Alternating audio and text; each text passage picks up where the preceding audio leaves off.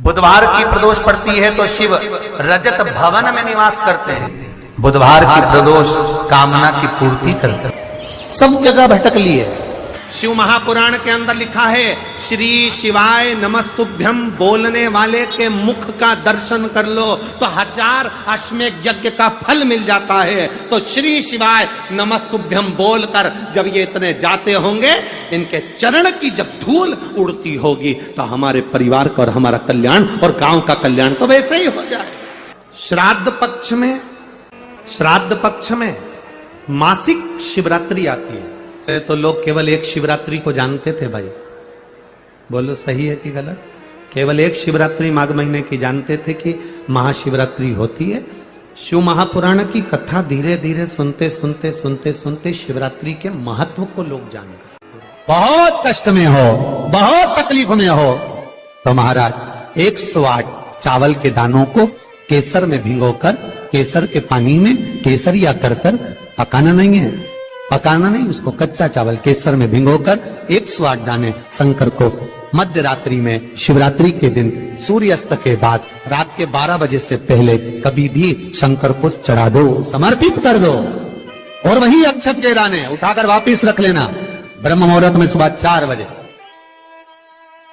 बस फिर बाबा पे सौंप देना। जितनी शिवरात्रि आती जाएंगी उतना धन बढ़ता चले जाएगा। बाबा पर सारी दुनिया में जाकर बोलिया है, जगह जगह जाकर प्रार्थना कर ली, निवेदन कर लिया, तो भी तुम्हारा अगर कोई काम ना बने तब एक काम जरूर करना, एक बेलपत्र, एक शमी पत्र, एक कनेर का फूल देवाधिदेव महादेव को प्रत्येक प्रदोष के दिन शिवजी को जल चढ़ाकर समर्पित करना प्रारंभ कर दो। 2 या 3 प्रदोष निकलेगी, मेरा देवाधिदेव महादेव तुम्हारी झोली खुशियों से भर दे निश्चित।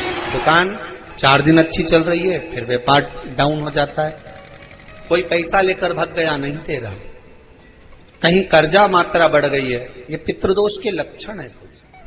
इसमें आपके घर में जो भी रुद्राक्ष पड़ा हो, जो भी रुद्राक्ष रखा हो, एक पानी के पात्र में उस रुद्राक्ष को डाल दीजिए, उसमें 1 चावल का दाना डाल दीजिए। हंडा जहां होता है, मटका, हंडा या रसोई घर में आपका जो पानी भरने का स्थान होता है, जिसको आरो वारो क्या क्या लगा के रखते हो, उसी के कहीं पास में उस कलश को रख दीजिए, ऊपर से उसको ढक दीजिए।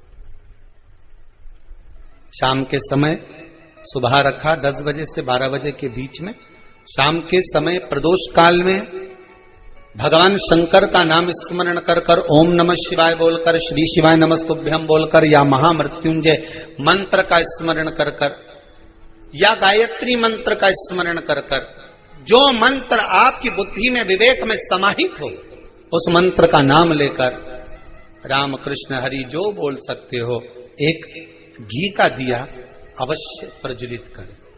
लंबी बाती रखा है, उसके ऊपर जो प्लेट रखी है, ढाका गया है, वहां अपना सीधा हाथ रखें और अपने पूर्वजों का, अपने पितरों का स्मरण करें कि मेरे धन को लेकर कोई चले गया, मेरा व्यापार ऐसा चल रहा है, मेरा घर में बच्चों का विवाह नहीं हो रहा, या घर में इतनी अशांति है, ये सब का स्मरण कर उस कलश को रात्रि भर रखे रहने दें। सुबह स्नान आदि करने के बाद फिर एक घी का दिया दक्षिण की ओर लगाकर सुबह 10 बजे से 12 बजे के बीच में उस जल को शिव जी को समर्पित कर आ जाएं और वो रुद्राक्ष लेकर वापिस सजाएं। महाराज वापिस सजाएं, उस रुद्राक्ष को अपने घर में रख दीजिए। वर्ष भर वो रुद्राक्ष आपको कभी बीमारी से नहीं घिरने देगा, कभी किसी जगह खड्डे में नहीं जाने देगा, वो उन्नति की ओर ही बढ़ाएगा। भले कोई भी रुद्राक्ष हो, 1 मुखी से लेकर 14 मुखी, 20 मुखी, 18 मुखी, जो रुद्राक्ष आपके पास में, आप तो उसका स्मरण करिए। आप लोगों से निवेदन, प्रयास करना, एक सफेद पुष्प, एक श्वेत पुष्प। तो श्राद्ध पक्ष की शिवरात्रि के दिन बाबा देवाधिदेव महादेव को एक सफेद पुष्प समर्पित कर देने पर अपने मन की कामना कर बाबा देवाधिदेव महादेव 3 महीने वो कामना पूर्ण करता है। 2 जगह दिए लगाना प्रारंभ कर दो।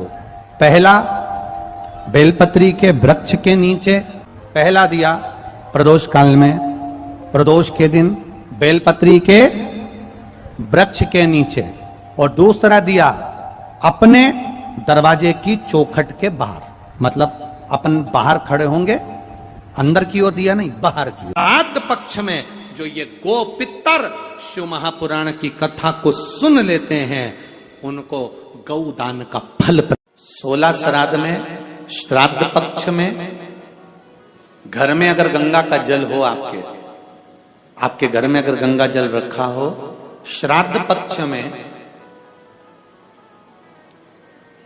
तुलसी के क्यारे के पास में एक छोटी सी कटोरी रखकर घर का कोई भी व्यक्ति, चाहे महिला हो, पुरुष हो, पुत्र हो, पुत्रवधू हो, बच्चे हों, कोई भी हथेली में गंगा जल लेकर अपने पूर्वजों का स्मरण कर और वो गंगा जल काशी विश्वनाथ के नाम से अपने पूर्वजों का नाम लेकर वो कटोरी में अगर 5 बार या 7 बार छोड़ देता है तो उसके पूर्वजों को पिंडदान और तर्पण की जरूरत नहीं पड़ती, उनको मोक्ष प्राप्त हो जाता है। उसकी करुणा बिना नहीं हो सकती। स्वधा